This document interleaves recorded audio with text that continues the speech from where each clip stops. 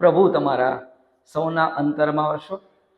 આપણી શુક્રવારની સિરીઝમાં તમે ધન્ય છો એનો ભાગ 8 રજૂ કરતા ખૂબ આનંદની લાગણી અનુભવું છું.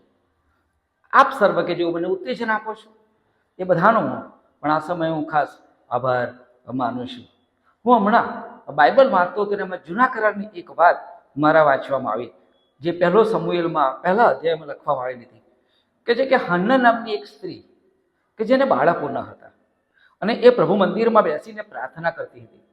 અને એણે પ્રાર્થના કરતા પ્રભુને આગળ એવું કહ્યું કે જો પ્રભુ તું મને દીકરો આપીશ તો એને હું તારી સેવામાં આપી દઈશ, અને એના માથા ઉપર કદી એ અસ્ત્રો ફરશે નહીં.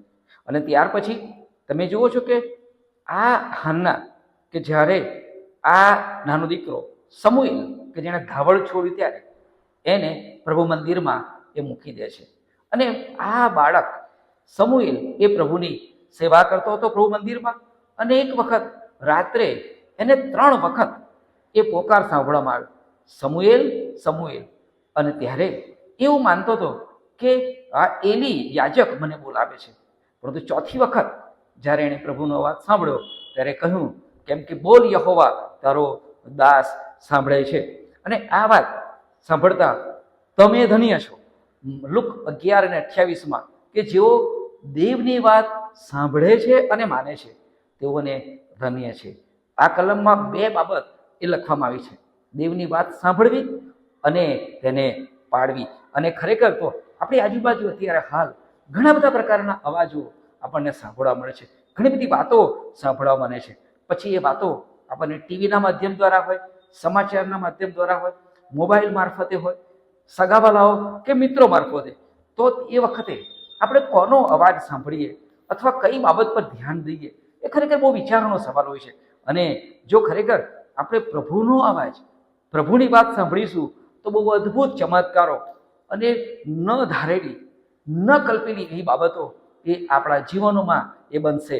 અને મને ત્યારે એક વાત એ પણ યાદ આવે છે, યોહાની લખેલી સુવાર્તા એના 2 અધ્યાયમાં એ ઈસુ કાના ગામના લગ્નમાં હાજર હતા અને ત્યારે દ્રાક્ષારસ ખૂટ્યો.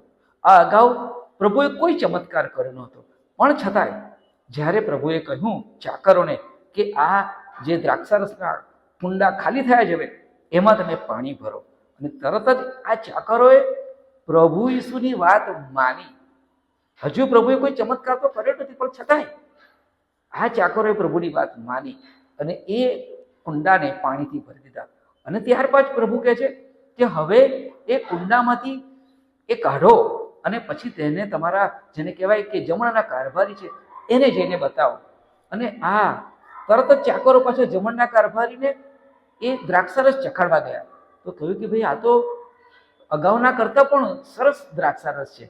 પ્રભુએ સાદા પાણીનો માંથી દ્રાક્ષારસ બનાવ્યો. આ પ્રભુનો કાના ગામમાં પહેલો ચમત્કાર હતો.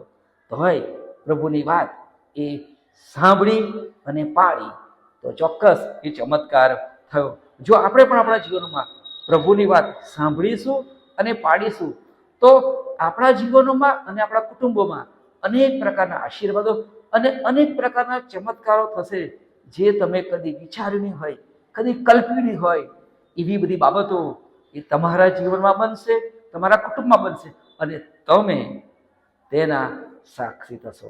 અને ફરીથી આપણું આજની ધન્યતાની વાત જોઈએ તો કહે છે કે જે માણસ, જે વ્યક્તિઓ એ કહે છે કે દેવની વાત સાંભળે છે અને તેને પાળે છે તેને ધન્ય છે. લુક 11:28 કલમ. અને ખરેખર આપણ બધાને પ્રભુ તેની વાત સાંભળવા માટે અને તે પ્રમાણે પાડવાને માટે આપણ બધાને પ્રભુ તેની કૃપા આપો.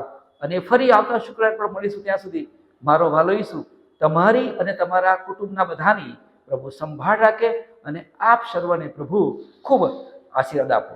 આમીન.